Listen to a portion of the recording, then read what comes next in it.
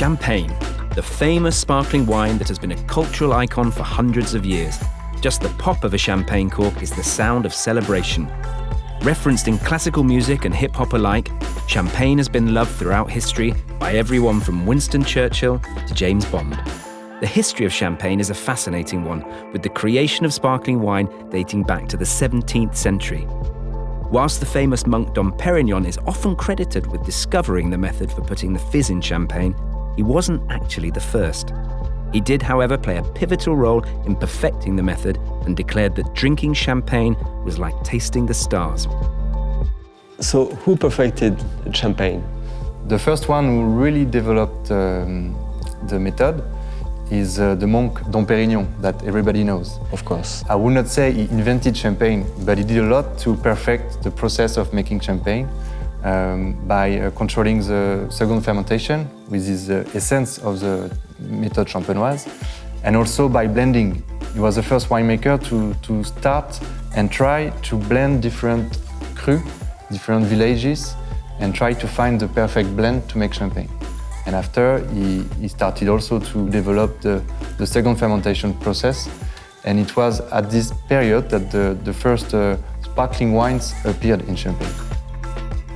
The English scientist and physician Christopher Merritt was actually the first to discover and document the method of putting fizz into wine in 1662.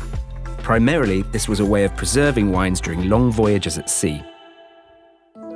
When it came to promoting champagne internationally, the grande dame of champagne was undoubtedly Madame Keiko, also known as Veuve Clicquot, which means Widow Clicquot in English. This tireless, incredible businesswoman took over her husband's business after his death in 1805, and it was she that sowed the seeds for the global recognition that champagne has today.